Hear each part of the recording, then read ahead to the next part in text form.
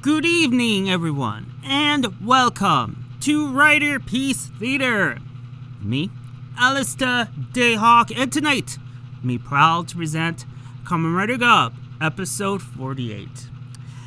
Guys, if you hear something in the background, once again, it's just my fan. It's another hot day here, and I much rather have my fan on than, be less sweaty than, the cast members from Zet who were sweating their pants off outside in the middle of a heat wave. Yeah, guys, I just can't get over the fact that whoever was the genius behind this whole, hey, let's hold a press conference outside in the middle of a heat wave, and you're gonna have our actors in full costume, and you're gonna, and whatnot. It's just like, whoever's bright idea was that should be fired. Maybe it sounds extreme, but Jesus, come on, you're in the middle of a heat wave. And people are pretty much having faints and all that stuff. And the host, again, I look at her and why are you dressed all in black in the middle of a heat wave? It's crazy. Yeah, I know. I just can't get over that. I just can't. And the audience, you have little to no audience. You had no crowd. Just, come on. Next time, if you have a heat wave, put it inside a building with fake air. That's it. Enough of me ranting, right? We're here to talk about episode 48. We're 2 episodes away, and it's just, God, regardless of how the writing was, in terms of how they treat their villains, it's a good enough show for me to add to the top 10 of my favorite Kamen Riders. It's just, to see it go, it's going to be really sad. And hopefully for the pilot episode on the 7th of September, hopefully, I'll be like, hey, it's in good hands. But for right now, it's just, I'm a little sad to see Gavv go. And speaking of sad, we saw our beloved Nyelv getting blown to bits. I know, right? And for him to get blown to bits, I'd be like, well, it's your own fault because, your own personal decisions led you to get blown up. And 2, you thought that you were the smartest guy in the room. And you never dreamed of someone, getting the best of you intellectually. But then you have the president that not once but twice outsmarted Nyelv. And he is in granute heaven, apparently, in the land full of feathers, and he is talking with, his sisters now. So, yeah. So, we witnessed Nyelv getting blown to bits. Our heroes are in shock to see this happen before their eyes. And the president was about to unleash his attack upon our beloved heroes, the Choco Man, and of course the King of Sweets himself. And due to their smart thinking, they defended themselves and they survived. And at the same time, you see Rakita successfully rescuing, the presses from the evil crazy Gavv. And, Rakita knows that he cannot fight Gavv while protecting the presses, so he had no choice but to retreat. And you see Gavv just having a shooting spree, and that's how that scene ends there. And then we go back to, the King of Sweets and the Choco Man, and they're powerless, they're demorphed, and it's just, they're defenseless. And the president was about to unleash another attack. Luckily for them, Lizelle pops in, tells her father that we have successfully turned, today's batch of humans into presses. And the president's like, oh, that's amazing. Let's go home. And you have either Hanto or Shoma be like, wait, come back. I'm like, guys, dude, do not tell him to come back to finish the job. Just let him go. Just let him go. You're demorphed and you are beaten. And you just witnessed a granute explode in front of your faces. So it's just calm down and let him go. Let's just live to fight another day. And Shoma is just clenching his fists. It's like, again, I got my ass kicked by the president. And, the voice is like, okay, so we go after the opening credits to the Happy Parade offices, where for some reason whoever was directing that scene decided, hey, let's just leave the lights off to assume that it's nighttime and whatnot. I'm like, guys, just turn off the lights, just turn it on. Like, we can still see them, right? But it's just, I felt like, why do we need to have this scene where the lights are off, indicating that it's night? I mean, come on.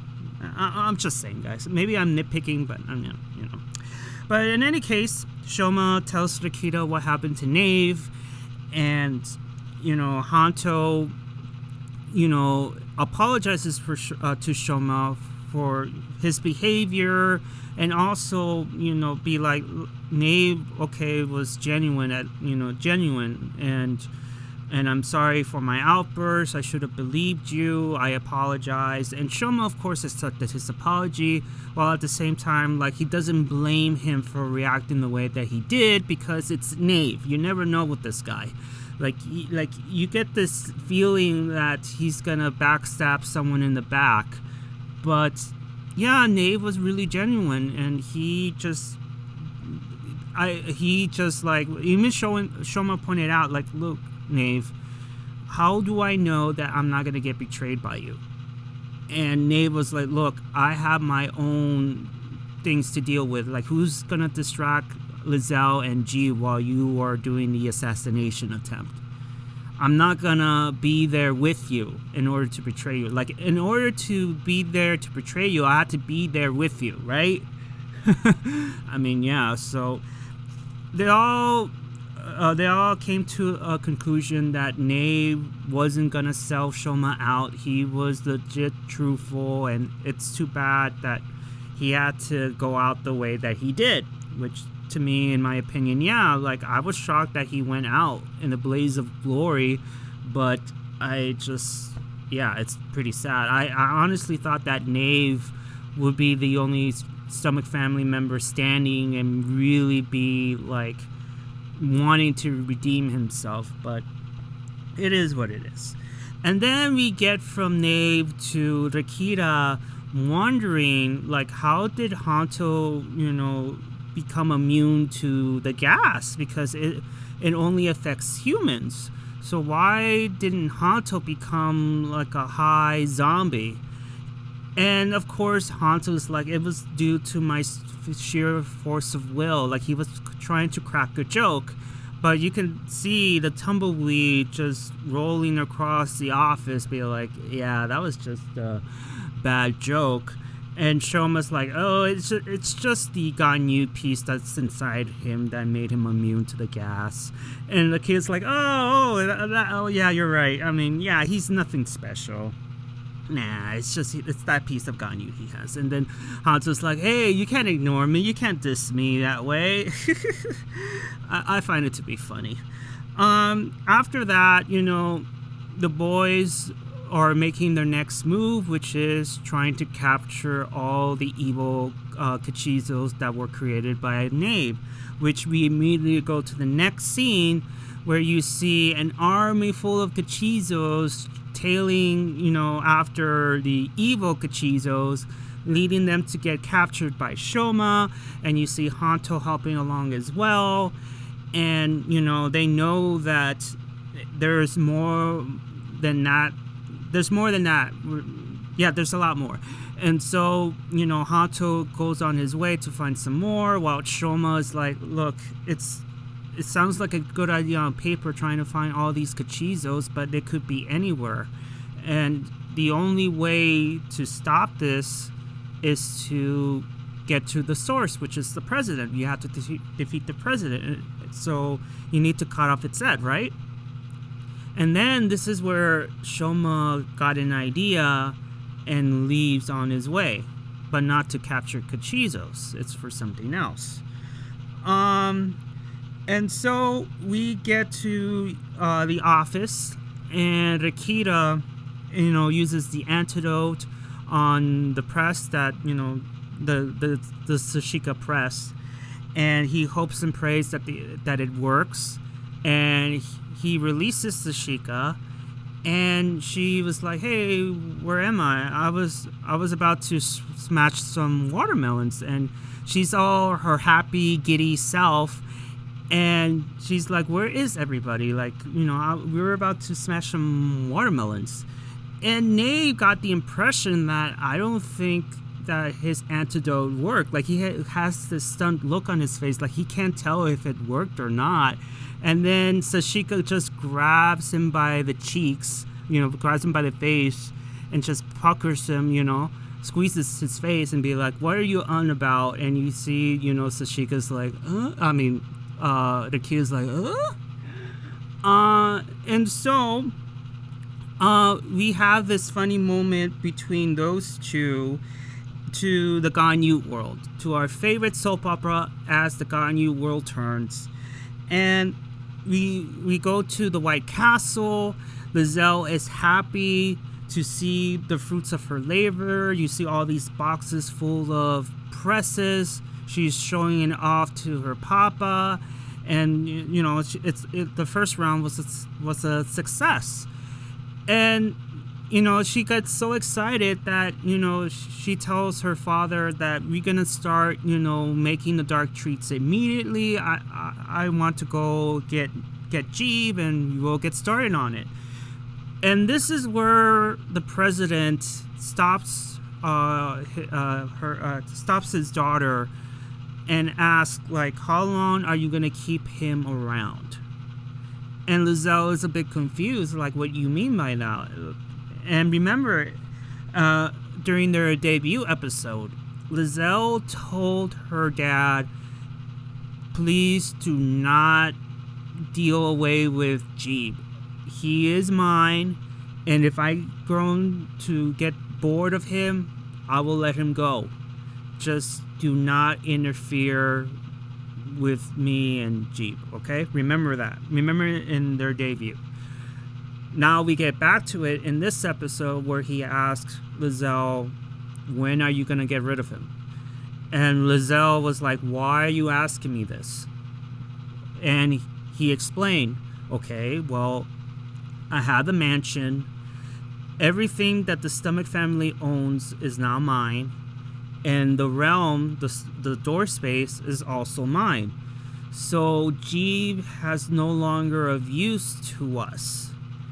And Lizelle answered, "Well, he is mine, and I'm still relishing in his pain and misery right now, so I still have a use for him."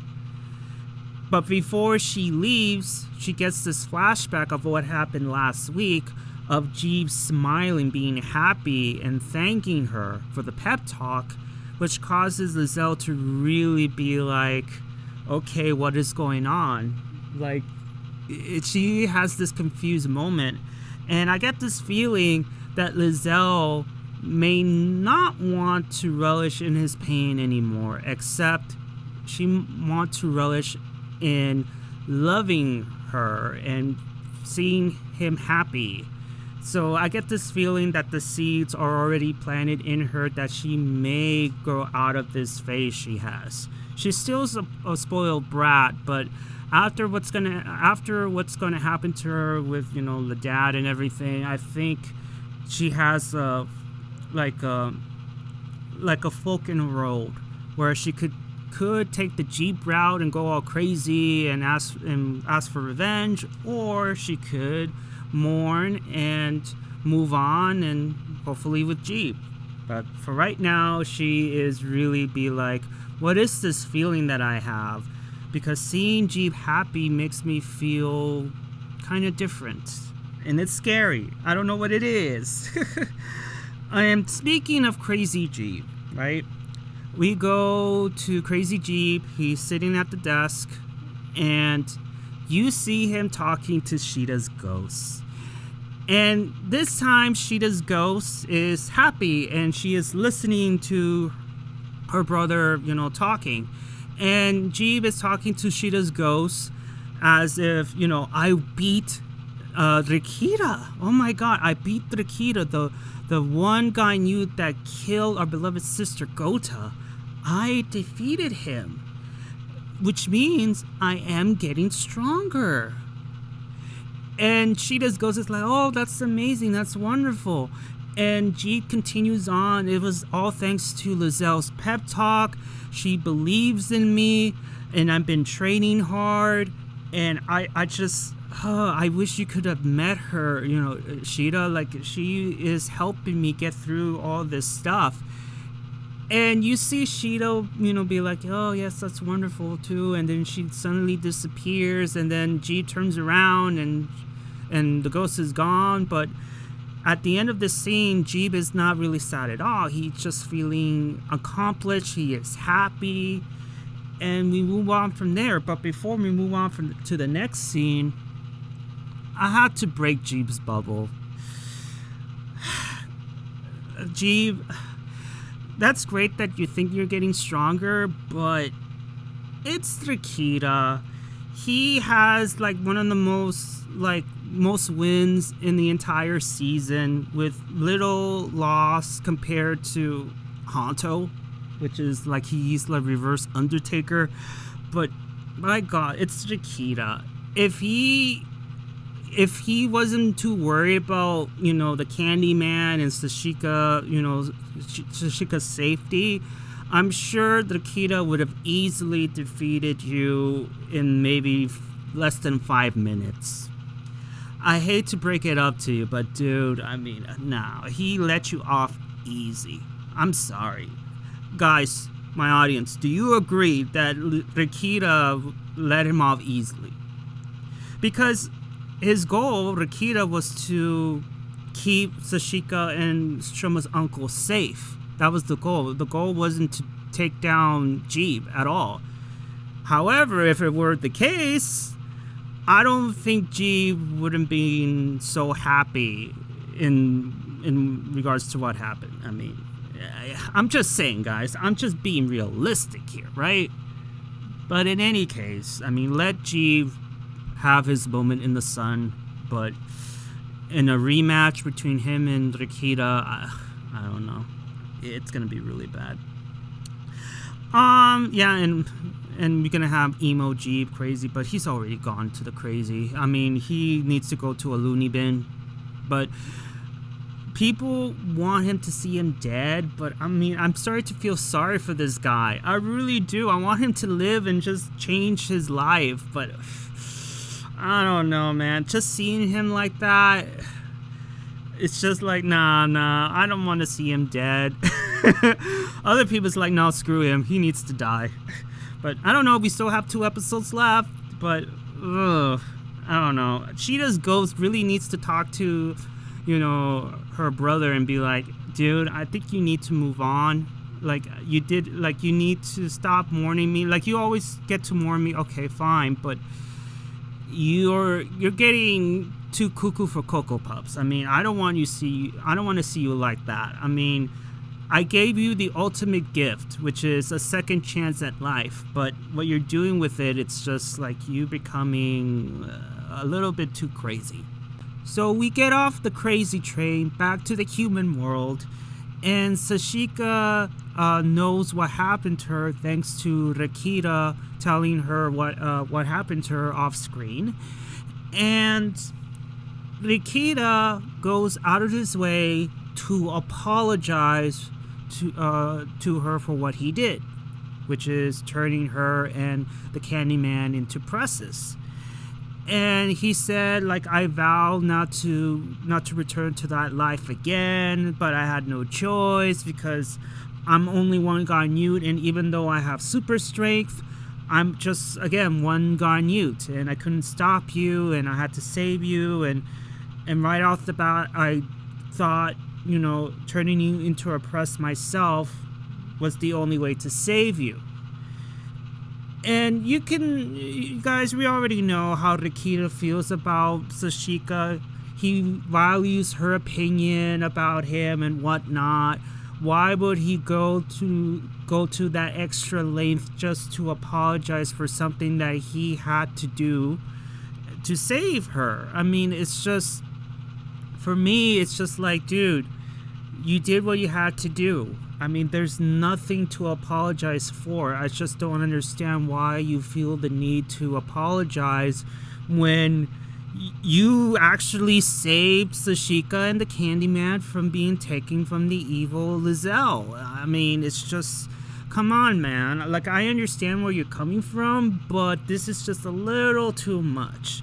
And Sashika confirms, because she says to him, like, dude, like, there's nothing to apologize for. You saved me and Shoma's uncle, which, by the way, she doesn't say that to him, but I'm just saying that you saved both of us from being turned into dark treats. So there's nothing to apologize for. I mean, yeah, so it's just, again, I don't know why the Kita goes through that extra, will have to go that extra length to apologize when it's just, no, you just saved two people's lives. It's just, again, but like I just mentioned before, he does care about Sashika and her opinion about him, so that's why, you know, he doesn't want her to hate him.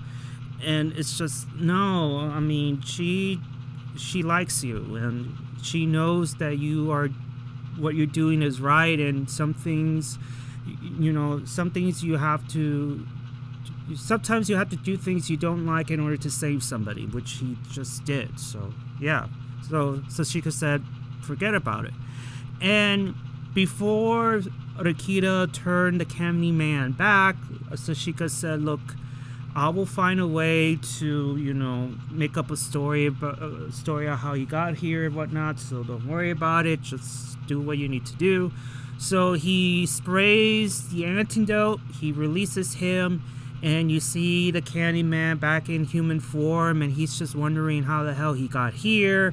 Why do I feel the urge to smash some watermelons? He turns around and sees Rikita, and he's like, who are you? and Sashika, we have an awkward moment again with her, and she's like, oh, you know, don't worry about him, he's one of my workers as well, he works here, and just trying to come up with the story, but it's just so awkward when you have Sashika trying to make up a story on the fly. It's really obvious that she is hiding something with the stutters and remember last week when she accidentally, you know, misspoke in terms of, oh, I found Shoma living on the streets, and that's when, you know, the Candyman was like, what? Shoma was an orphan, homeless, like a hobo? Like, what's going on? And that's when, you know, Sashika and Shoma's like, no, let us explain. That's not what she said. You know, all these things. So, yeah. So, we get off from there to Shoma. Yeah, I mean, speaking of Shoma, he returns back to, you know, where his friends rescued him from the granute world. And he's obviously looking for someone. We all know who it is. But he doesn't see him, so he assumes that he moved on. So, yeah, you know, it was a long shot. But, you know, he turns around and leaves. But then Hobo Lango shows up. And he's like, you know, you gotta give Lango credit. I mean, he's just like acting a little bit smug and be like, I know why you're here. Why not just say it? And he says it for him, like, so you're here to ask me for help, right? Because, you know, you're getting your ass kicked and you probably need me. So, I mean, just say it. Just ask. And Shoma's like, yeah, I mean, that's true. I mean, I am desperate enough to ask you if all God needs for help. But you yourself is desperate too. I mean, you want to get rid of the president as much as I do. So we're at an even playing field. Because can you imagine if Lango had the upper hand in terms of, well, I don't really need you to defeat the president. So it's like, you need me a whole lot more than I need you. But luckily, you know, both factions between Shoma and Lango, they're pretty even. and they know they share a common enemy. And so, yes, Shoma's really desperate to ask Lango for help, and vice versa. And I honestly thought that Lango would have a tougher time asking his half-brother for help, but he took it pretty well. He just like, I know why you're here. I mean, just ask, because I want the same thing as you do, so just ask. So after that, this mini reunion, which also, by the way, Shoma really says, why did you help me knowing that, you hate my guts? It's obviously you saved me for a reason. So it's just, again, you want to use me to defeat the president, because obviously you can't do it on your own, as powerful as you claim to be. Just to add that before I move on to the next scene, Rikita gets a phone call, possibly from Shoma, and he wants to meet somewhere and talk. And he tries to leave. He tells Tashika that I'm gonna meet with Hanto and Hanto and Shoma. But before that, the Candyman stops him and asks, if you're gonna go meet with them, especially now where, Tokyo is in chaos, I should go and help you guys. But of course, Rikita tells him, you cannot help me. You need to stay here. It's just too dangerous. But of course, he was pressing that, I'm not going to be in the way. I just want to help. But Rikita yells at him like it's too dangerous, and he ups and leaves, leaving the Candyman all stunned. Like, this kid actually yelled at me. Like, he was like, what? And Tashika was like, look, what he just did was wrong. I get it. But what he said about you being in a line of danger, he is right. The most safest place you can be is to stay right here. And the boys have been dealing with a lot and all that. So that's when it segues away, when Tashika tells the Candyman about them going through them being through hell, which causes the uncle to really be like, what do you mean by them going through hell? Like, what's going on? So I'm guessing that Tashika off screen will tell the uncle, okay, what's really going on between those three and whatnot. So do you really think that Tashika will accidentally tell him that, hey, Shoma could be your nephew? Do you really think that's gonna happen? I don't think it's gonna happen off screen, but Tashika, knowing her, she might accidentally spill the truth and just causes Shoma to just lose that opportunity to tell him himself. Will that happen? I don't know, but knowing Tashika, she probably will. But hopefully not. I just hope that Shoma will get the opportunity to tell his uncle the truth about his origins and what happened to his mother. Of course, it's going to be a lot of tears, but at the same time, the Candyman gets a nephew, and it's just a bittersweet thing that's going to happen either next week or the week after, knowing it's the final episode. But I think they're going to save it towards the final episode. I just get this feeling that this secret has to be revealed in the last episode. Now, how is he going to accept it? Well, obviously he will, but at first he's going to get stunned and really sad that his sister passed away. But at the same time, yes, his sister passed away, but in return, he gets a nephew. So, I don't know. So, we'll see. Either it be revealed tomorrow, next Sunday, or the Sunday after. So we move on to Dr. Nick's old home, and all three writers meet up. And this is where Shoma fills in on what happened.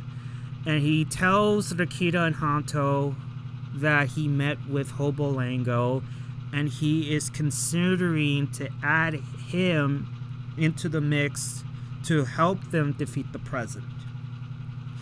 And we get this flashback to that added conversation where Shoma once again gives the same terms like he did with Nyelv, in terms of if you help us and we manage to defeat the president, you have to promise that you will never enter the human world ever again. You and your granutes will never enter this world again. You will make the dark treats, illegal. So it has to be disbanded. Like, no more dark treats, no more granutes invading the human world. Like, that's it. It's done. That's my one term. And of course, Lango said, fine, I will accept your term. And he will do what he can to draw out the president out. If you like, you can join me, whatever you feel like. And he just walks away. And that's how the flashback ends. And both boys were just thinking about it. And of course, Hanto, came up to Shoma. And so Lango wants to join us. And he accepts, like, yeah, have Lango help us out. And Lakita agrees. Because, come on, guys. Without Lango, all three of them combined can't stand. They will just get beaten. Come on. Like, how many times have Hanto, Shoma, I don't remember if Lakita, Lakita too, like, they've been they were getting their ass kicked so many times by this guy. It's just insane. And desperate times comes with desperate measures. And, Shoma said, look, yeah, I don't like the idea of Lango being a part of this, but we have no choice. And we have to take down the president in order to stop this invasion. So we have to do it. We're that desperate. So our heroes agree to Shoma's proposal of having Lango help them take down the president. And speaking of Hobo Lango, we get into the next short scene with Lizelle, and she was about to, do another round of presses. And then, lo and behold, you have Hobo Lango waiting for her, and, she is shocked to see Lango alive. And Lango says, I'm here to take you away from here. And that's how, that scene ends. And we quickly go back to the granute world at the White Castle, where you see G presenting his father-in-law with a fresh batch of candy crack. And, the president is impressed. And then we get the butler, and he falls, and he has an urgent message to give to the president that Lizelle has been kidnapped, which we immediately go back to the human world, where you see Lizelle all tied up, and she's like, do you realize what you have done? You're gonna make my father angry, you're gonna get your ass kicked. And Lango's like, I don't care, I'm so tired of bowing my head to you people. I mean, I'm done. It's time to take back what is rightfully mine, and that sort of thing. And then the president shows up, and we have this final exchange of words between the two. And then we get to see the president in his full granute form, and then we get to see Lango in his full granute form, and we have this mini fight between the two. And then as they were fighting, you see G rescuing Lizelle, and we don't see or hear from them ever again, because we're in the tail end of the episode. So we have this cool exchange of, fists between Lango and the president. And of course, the president wonders why Lango himself is only facing him, knowing how he is a powerful granute right now. You can't be that stupid to face me alone. And of course, adds in, well, what is it that you're up to, Lango? Because you're not that stupid. And Lango said, well, I'm here to take you down, and of course I'm not here alone. And here comes the cavalry. Here comes Shoma, Choco Man, and the You Suck Man. And we finally get a 4 versus 1 handicap match. And the president's like, you seriously, like, how many times do you need to get your ass kicked in order to understand that you're no match for me? You're weak. So why keep coming back? Which leads Hanto to say, look, yeah, do you seriously think after countless losses that we're going to give up? Never underestimate humans. And then the conversation went from Hanto to Rikita, saying that, you are a poor disgrace of a duck on you. All you do is take. You think everything belongs to you. I mean, that's so wrong, and I'm here to take you down. And then Shoma adds in with, you're not going to take anything away from this world ever again. And then we get to see all three of them transform in their final forms, and we get this epic fight between those three versus the president. And of course you see Lango fighting alongside them as well, but there was a moment where he continues to fight, but Lango suddenly disappears, leaving, our three riders to, keep going. And even with all three of them combined, there's still no match. There's still no match, and they're still getting beaten. And we get to see them demorph, cuts and bruises and all. And the president does his evil monologue and just tells them, like, I don't understand why you keep doing this. Your species are weak. You should be honored to be used as fuel for my empire. Like, your lives are worthless. And just be manure to my candy crack, okay? Because at least that you have a little bit of dignity, a little bit of respect, and whatnot. It's just you need to learn your place, learn your role. And he walks towards Shoma and just presses him down with his foot. And as he continues to press on him, you see Hanto, Rikita, and Shoma, doing their own heroic monologue to counter the evil monologue, and saying that just because you view us as weaklings and we don't have, our lives are garbage, it's not for you to say. We fight for our own sakes. We fight, we live for our happiness.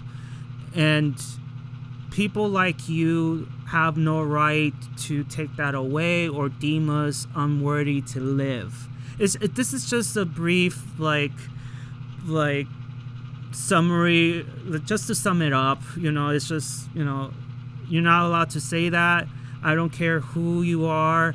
I don't care if you're the president or not. You have no right to tell us how to live and how, our species is weak, inferior, all that stuff that he spewed earlier in his evil monologue. We're not that. And we will fight until the very end, and we won't give up. And that's what Shoma said, that I'm not going to give up. And you see him grab a few gummies that fell out from his pocket. And I'm like, are you seriously going to eat that? Because it's all covered in dirt and rocks. And of course the actor didn't actually eat those because it's all dirty and full of rocks. And you can tell because as he was starting to quote unquote eat the gummies, you could still see his hand that still has the gummies, closed, and just puts his hand aside. So he just fakes eating, because come on, I mean, who will want to eat dirty candy that's in the crowd? But in any case, he starts to eat all the gummies, and I think he ate a couple of rocks too. And it gives birth, at least his Gavv gives birth to a new gummy, and he transforms into Amazing Gummy. Now, it's pretty much an all red, Gavv, which hints the nickname. And a lot of people were like confused, like, is this legitimately the final form, or this is just an extra form?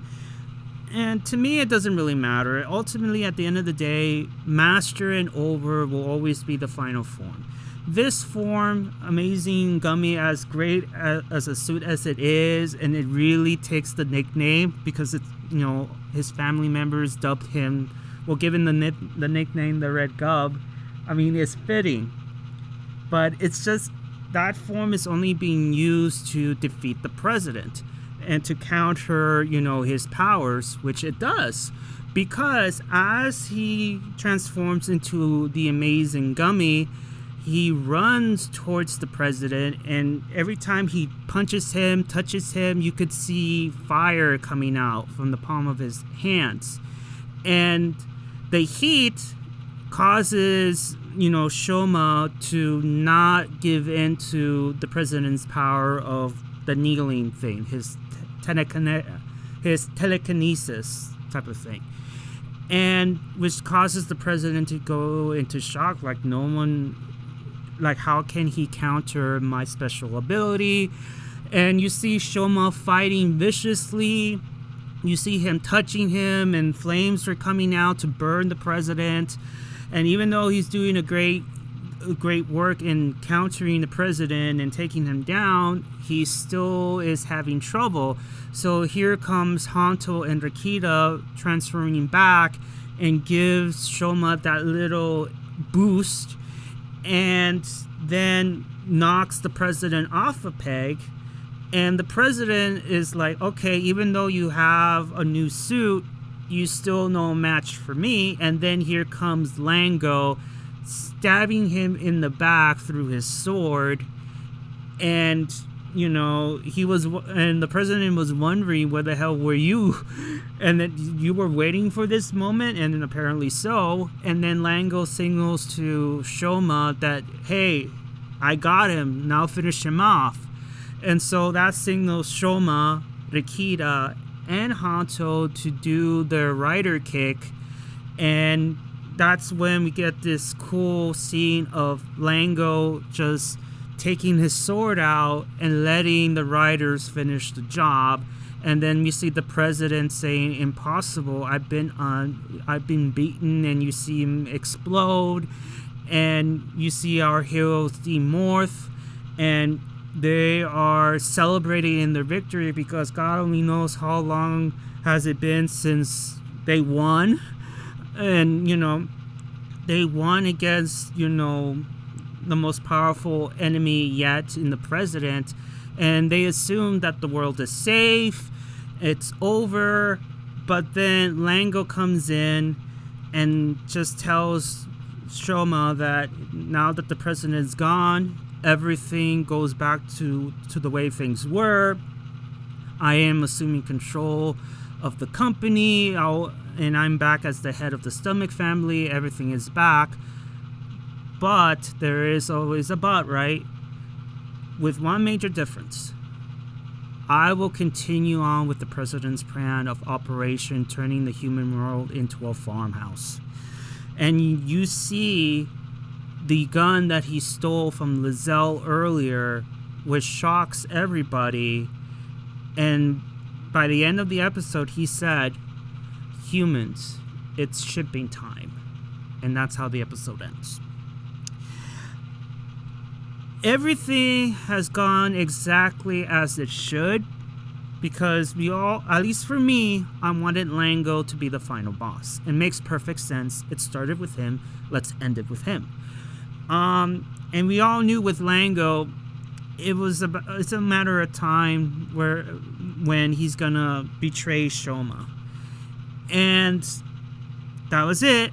And now with two family members left, Lango and Jeep, you kind of wonder, we all know that Lango is going to get killed, but where will it leave Jeep? Is he gonna die too? Or is he gonna live and somehow try his best to live his life either on the crazy train or just a road to redemption along with Lizelle? You have like 2 episodes to find out. The suit is amazing, all in red, and just gives him, the red Gavv, the 2 fights between, Hanto, Shoma, and Rikita were great. And also adding the second round, helping Shoma towards the end. And I thought it to be, good, and Lango betraying them, that's, that was expected. And yeah, I think that is it. And you kind of feel sorry for Lizelle now because, yeah, her father has gone to the granute heaven or hell. So he is with the other stomach family members in the feather world. So, I mean, yeah, things are getting really interesting, and I'm curious how this show is going to end. I can't wait, but at the same time, we all know that as great as the show is, and I know there's no such thing as a perfect show. There's a couple of things that the writers missed or could have done better. But I do consider Gavv to be amongst my top 10. But have you seen the episode? If so, I mean, give me your thoughts and opinions about it. Did you like it? Did you dislike it? Did I miss anything, even though I have my notes in front of me? Give me your thoughts and opinions about the amazing gummy form. Do you consider it as the final form, or is this just an extra form and there's nothing to worry about? Lango betraying our heroes. Did you expect that to happen? Did you not? And just give me your thoughts and opinions about the show overall. Give a like if you like it, and please subscribe. And yeah, like I said, there's only 2 episodes left, and yeah, September 7th is gonna be the pilot episode for Zet. And let's see that after the pilot, let's see if it leaves in better hands, because Toei has this history when it comes to seasons that you have a really good season one year, and then the next year you have a sucky one. Perfect example, you have Geats and Godchart. Do I need to say more? In any case, thank you so much for listening, and I do apologize if you hear my fan in the background. Like I said, it's just a really hot day. I just, I'd rather have it on than off, and it's just right, and I'm still sweating, but I do apologize if you hear the fan in the background. And I'll see you guys next Sunday, and I will see you all on the other side of Oblivion. Johnny.